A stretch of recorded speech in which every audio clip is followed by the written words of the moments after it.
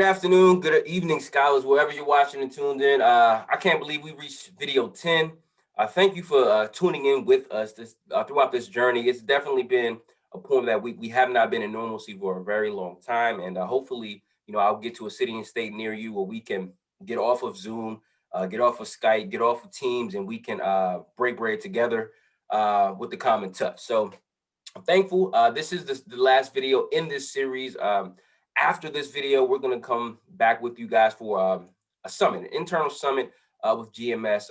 We're going to go bolder. We're going to go bigger to bring you guys some great content. So today, if you have been with us since the first video, the first video we talked about personal professional growth, and we pulled out a small piece of that. We talked about networking. Today, what we're going to do, we're going to pull networking out and we're going to talk about it in a little bit more detail, because networking is also important towards your career aspirations, your career goals, and getting to where you want to get. So today I have one of my best friends and good brothers, Mr. Eric Sellers. Welcome. Thank you for tuning in. This is, thank you for joining us. This is our last video. So it's good to have somebody who I'm definitely familiar with and has been around, and I've seen grow and matriculate throughout these last few years. So welcome. I'll turn the floor over to you so you can introduce yourself and we'll get started. Thank you very much. It's a pleasure and an honor to be here. I appreciate you extending this invitation. Again, my name is Eric Sellers. I was born in Washington, D.C., and I was raised in Maryland. And I currently work at ESPN. So that's why I have these footballs and a lot of sports-related stuff behind me. Some SB medals right here. But I work at ESPN. I'm a content creator, and I work on Monday Night Football. I've been with ESPN since 2016, and I want to say it's my dream job. I'm really enjoying it. A little bit more about me. I attended the University of Maryland Eastern Shore for undergraduate, where I met Mr. Justin Bailey there, and I attended Georgetown University for grad school. Awesome. So thank you for joining in with us for this last installment of this series, and I appreciate it. So we're going to jump right in. So let's take it from you got your undergrad, you graduated with that business degree. You worked, and now you decided it's time to go to Georgetown. It's time to go get that graduate degree. What made you choose Georgetown to start this journey to where you are now? So once the light bulb went off in my head that I wanted to work in sports, I was like, okay, let me start looking up programs. And being from the area, I literally just went to Google, started typing in sports industry management programs, and Georgetown popped up. And as a kid, I grew up rooting for Georgetown and basketball. Allen Iverson was there. It's such a prestigious university. So when it was the first one to pop up, I was like, oh, man, this would be a dream come true to attend Georgetown. So I looked into it, and I attended an open house. And that's when I realized Georgetown was the place for me. I'm just hearing from the professors, seeing that all of them work in the field, hearing them talk about the internship possibilities and just the networking opportunities. I was like, this is where I want to go. So the rest was history. Awesome. So you talked about networking. You just mentioned networking. What about networking? Well, I'll circle back to that. How did you network? Who did you talk to? You're in this program. You have your goals and aspirations of what you want to do. How did you go about reaching out to people and using the advice of others towards your advantage? Certainly. So the first thing, I network with my professors. Obviously, that I already have a connection, even though I may have just met them, set some time. Obviously, this was pre-COVID. I could get coffee with them, have lunch with them. I asked for a quick meeting, and then I would just get to know them. They would get to know me, and then that's just the most important thing about networking is getting to know people in different fields. It's not necessarily about how someone can help you, but just developing that relationship. So for me, it started with my professors. Then we would have guest speakers. I would get their business card. I would send them an email, set up some time to meet with them. Back in the day, it was face-to-face, but I'll get into that a little later. Now, a lot of my networking is done via Zoom or Teams and other ways. But, just reaching out to them, asking for career advice, asking if they had some time so I could just hear about their experience. What I found was that if you come to someone friendly, 9 times out of 10, they're going to take some time to meet with you. Sometimes someone may be too busy or they don't, have the time to actually sit down or take time to meet with you. But I felt like 9 times out of 10 people will make time for me. And what I found now is with Zoom and all these other Blue Jeans and everything else, people are more eager and willing to meet with you because they can do it from the comforts of their home. All right. So you mentioned, Eric, that you use networking, all across the campus, meeting with professors and different colleagues and such. So with that said, was networking your way into kind of ESPN, or was the ESPN kind of fall into your lap? It's all through networking and just perfect timing. So Mm. I feel like it's very important to attend certain conferences that line up with what you may be studying or interests you may have. So for me, I heard about the National Association of Black Journalists. Someone randomly told me like, "Hey, I know you would like to work at ESPN. They're going to be at this conference." And sadly, I didn't know about it in college, but I researched it and I found out that the conference was going to be in Washington D.C. And it was around the time that Hillary Clinton was running for office. So she was going to be at the conference, and every big media company was going to be at this conference. So it worked out. I was able to attend the conference, and the very first company at the front of the career fair was ESPN. I went and just met the right person, started networking with them, telling them about my experience. And it worked out. They took me to the back where they had lounges, and they could get to know you a little more and introduce you to other people. Mm. So I left a good impression, and she connected me with another person who worked at ESPN, and he and I hit it off. He told me about a program at ESPN that would train you to be a producer, and he said, "Hey, I think you would be a great fit." He brought someone over from HR, and they gave me what I felt like was the golden ticket. They gave me a ticket to a dinner party for all the candidates that they were interested in, so I could learn more about the company and network with more people from ESPN. So I went to that dinner party. I was excited. I felt like I was in Willy Wonka, Yeah. and I went to the dinner, and I met one of the directors of the program that I was in when I originally joined ESPN. We started talking about sports, and she said, "Hey, you know your stuff." She pretty much gave me an on the spot interview. She asked me several questions about sports to make sure I knew the current events, that I really knew sports and I wasn't one of those casual fans. And once I impressed her, she said, "Apply for this position. Email me as soon as you apply, and I'm going to do my best to help you get into ESPN." So the next day, I didn't waste any time. I applied. I emailed Hmm. her, and I had on I was gonna say on camera, but no, this is before Zoom. But I had an on phone interview with ESPN. And then they flew me out to Connecticut for an in person interview, and it went well. And I started at ESPN in 2016. But to circle it all back, the networking I did at that conference paid off, and it allowed me to get my dream job at ESPN. So you brought up a good point within that spill, and you mentioned that you got interviewed without actually being in an interview. So I hear that and I internalize that, which basically means that you got to be ready at all times to be able to talk about yourself, to be able to sell yourself, to be able to get a job in a I guess in a non normal way or non normal fashion, so to say. So well, I want you to kind of walk me through that. So you're talking to that individual, and I know, but going in the back of your mind, you're kind of probably nervous at that point in time. So just talk about, just how you actually kind of navigated that. Like, hey, I'm here talking to this individual who could potentially get me where I need to get. It's not a regular interview. It's not a phone interview. It's literally just an informal screen. Like, what was going through your head, and then kind of how did you, maintain your composure and actually give that individual what they needed?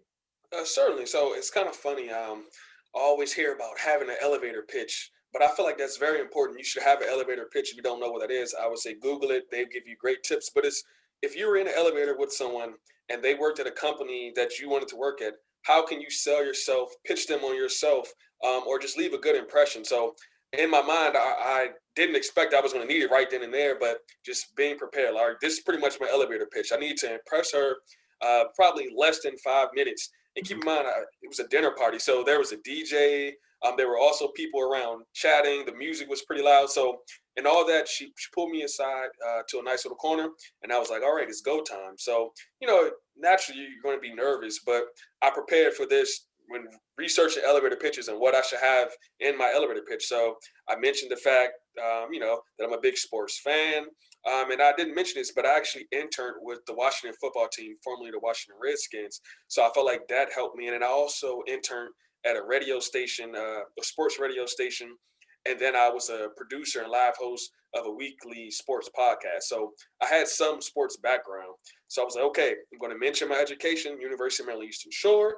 I made a pivot and started studying sports, Georgetown University, some of the coursework I studied, and then let her know that I actually have done some sports work in the past. So interning with the Washington football team, producing and being a co-host of a live weekly podcast / radio show. I have some sports knowledge and I've been putting it to use. So just pretty much I'm selling myself to her. So even if you're nervous, no one knows you like yourself. So you should be able to sell yourself or at least point out your highs to someone that'll make them interested.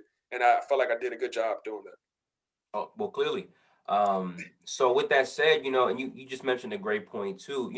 It's one thing to have all this stuff on your resume. Scholars, we've had, things about resumes, things about LinkedIn. It's one thing to have everything in print, but it's another thing to be able to move it from the paper, and just be able to, talk about yourself, without a resume being present, without LinkedIn, without somebody being able to just read. If you can't sell yourself, if you can't talk about yourself, if you can't take your accomplishments and speak to them as if, you're speaking about somebody else highly, then it's null and void.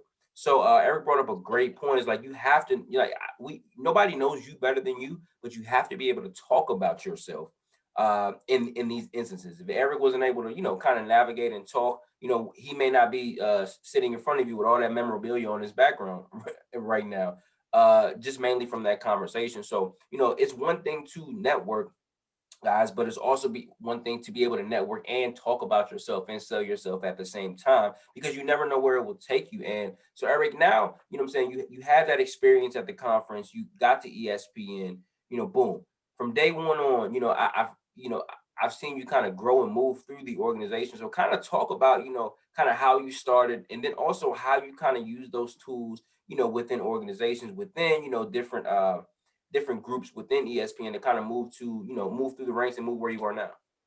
Certainly. So for me, once I got to ESPN and I saw the importance of networking and how it helped me get my job at ESPN, for me, I'm the type of person I know the importance of networking. So I continued. Once I stepped in the door, I wasn't necessarily looking to network to try to get another position, but just to get to know people. So one of the first things I did that helped me tremendously with networking, I joined an employee resource group. Now, some companies have employees resource groups, some don't. But for ESPN, we had an employee resource group called Pulse, and it was dedicated to African American and Black employees. So I joined that, and it was a great way to meet other African American and Black people at ESPN. And that was just amazing networking because they could tell me what restaurants to go to. You're new to town. Here's a good place to go get your hair cut. Just building and fostering solid relationships. And I continue to move forward with that employee resource group. So in addition to my full-time job, I became the event chair for this employee resource group. As event chair, I was able to plan events for all Black employees at ESPN. I was able to have in-person conferences, virtual conferences, networking events, just events to come together. And we had an HBCU event, our University of Maryland Eastern Shore's HBCU event. So it was important for others who have attended HBCUs to network and come together. So plan an event for that. But I feel like whenever you join a company, it's important just to network with like-minded people. Necessarily doesn't have to be someone that works in your department. It could be someone in a whole nother state in certain situations for me or instances with me. But I felt like once I got in, I continued to network and it helped me. And I'll share a little later, it actually helped me get on Monday Night Football. But as soon as I stepped in, I wanted to network. That way I can meet other people. So, you may be nervous, you may be an introvert, but it's important, sometimes to step out of your shell and just, say hello to someone, get coffee, get lunch, or now get on a Zoom with someone. I think it's very important. It can help you and it can take you very far. So you kind of touched on what I was gonna about to ask you. For those individuals who aren't that, they can talk about themselves, but they aren't that good at reaching out. They aren't that good at sparking the conversation. What advice do you have to those individuals who still want to network? They still want to, use others towards their advantages, towards their advantage. Excuse me. What do you say to that individual who's, shy and timid, but still would like to network? I think you don't necessarily have to use Zoom. I think if you're a little shy or nervous, do a phone call the traditional way. Before Zoom, we would hop on the phone. That way, you could chat with someone, it could be short and sweet. I know a lot of people like to network by typing. So you can send an email. I've networked with people via LinkedIn, sending them a LinkedIn message. This may sound funny. There's songs about in the DM, but you can actually network using the DM on social media, Twitter, Instagram. Just reach out to someone.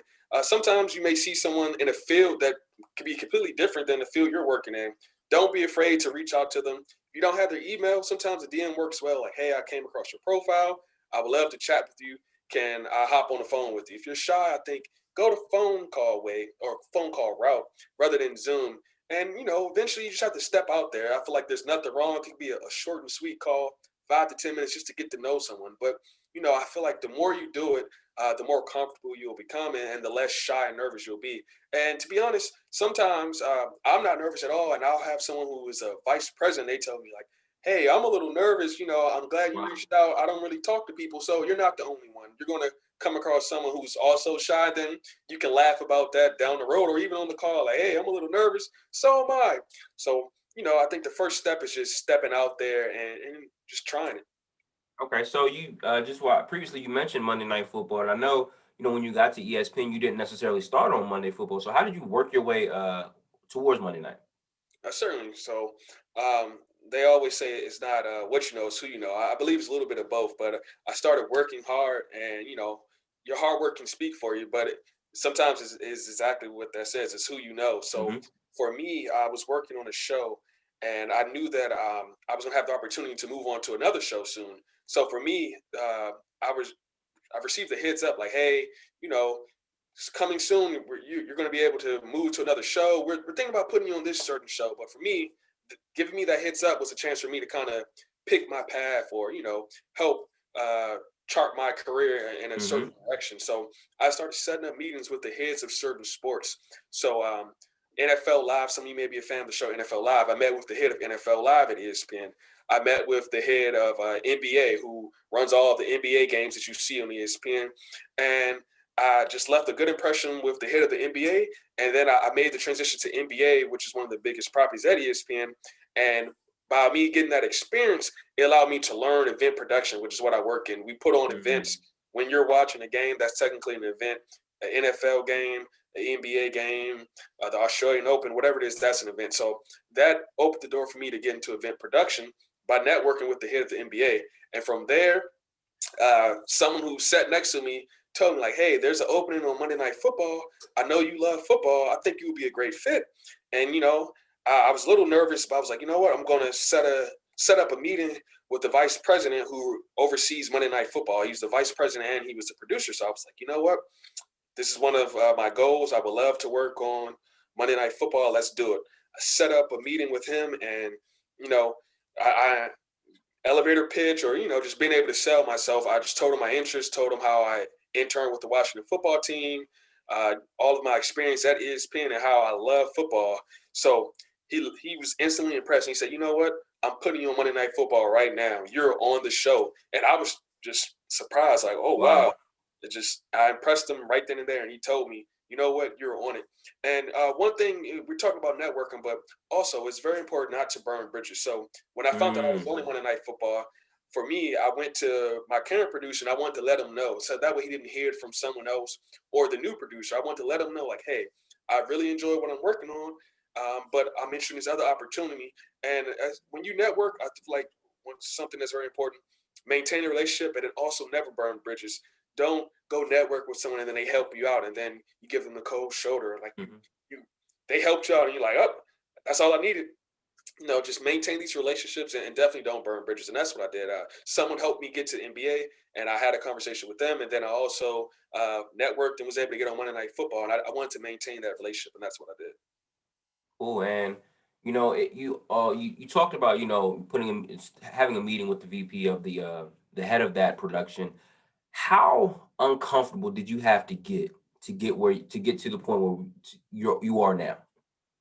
I would say very uncomfortable because you just don't know. You send an email out and you're hoping they respond, or they say, "Hey, let's have lunch," but you don't know this person at all. So it's naturally you're going to be a little nervous. It can be uncomfortable meeting someone for the first time that you've only heard of, or someone that has such a high status as a VP. But for me, I feel like what's for me is for me, and the first step it starts with me. I need to put myself out there. So that's what I did. So you're going to have to get uncomfortable. You're going to have to step out of your comfort zone sometimes and set up these meetings. But only good things can come from this if you're prepared, if you know how to sell yourself, and you're not afraid. So for me, I may have been nervous, but I didn't know the meeting went that well until the end. He was like, "You're on my show." So Wow. if I was nervous and I didn't set up that meeting, I could be working on something else. I could be miserable.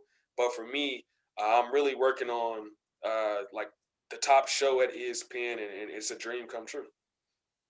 Awesome. Now, and I made mention of that simply because sometimes what we want may be right in front of us, but we have to kind of be willing to get uncomfortable to be able to achieve it. It could be right there. We can easily grab it. We can see it, but that doesn't necessarily mean that we can actually achieve it in our current state. So, scholars, getting uncomfortable, stepping outside of the box, getting outside of your normal comfort zone, are all actually great things to actually achieve what you need to achieve, no matter where it is. It could be a new job, it could be starting a new business, it could be just, it could be within a relationship.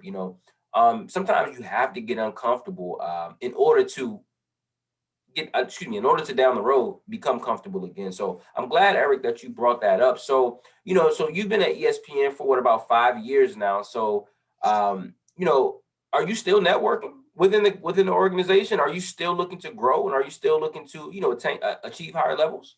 Certainly, I feel like even once I've received my dream job at ESPN, so ESPN the company was my dream job, and then I'm working on Monday Night Football. I'm still networking because even though I'm working on what I truly enjoy, the networking never stops.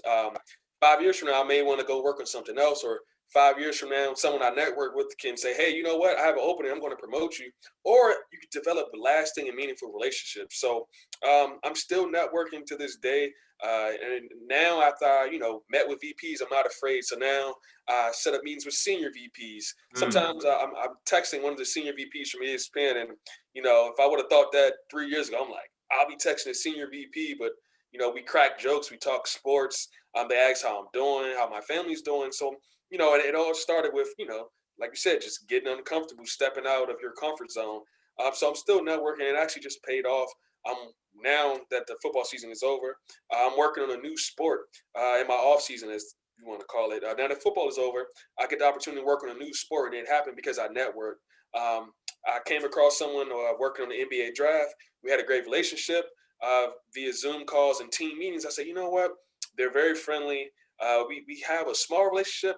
Let me reach out to them. So I reached out, and now we do a monthly call, and they actually set it up where I can come join their team and get a new opportunity, new growth experience. So wow. still networking, it never stops. There's always a higher level you can go to. There's always someone that you should be meeting with, even if you have your dream job, or even if you're a CEO one day. You should continue to network, and you don't necessarily have to network up. You can network down. So sometimes I meet with production assistants just to hear their experience, get to know them. Wow. Networking isn't about what someone can do for you, but it's really about creating meaningful relationships. So I may have a higher role than someone, but that doesn't mean I'm not going to network with them. I want to hear about them, learn who they are, because then we can collaborate one day, and you never know where this relationship can go. So it sounds like, once you network, you're talking to individuals who are higher up. Now you feel as though it's your responsibility to give back, to possibly be a mentor for someone, to be able to be a network for someone else, if I hear you correctly. Certainly. Yeah. No, I agree 100%. Just like people have helped me along the way, I want to help others. And sometimes people reach out to me, and sometimes I reach out to others like, hey, we were in a meeting together. I feel like, we should network. I want to hear about your experience. I want to hear about your background, what school you went to, Mhm. what are your career aspirations. So, like you said, just pay it forward, as they say. Um, and just continue to network. As higher up I move, I'm going to network people above me and below. But I'm always trying to help someone else, or if I can help them out, or just Mhm. get to know someone. Awesome. Okay. So it's definitely been, interesting and good to hear, about your journey. So I want to ask you, do you have any, best practices, or just, takeaways or gems that you could bestow upon anybody who, may be trying to network a little more, or is, pretty decent networker who wants to take their networking to another level? What tips, tricks, best practices, how to, would you kind of share?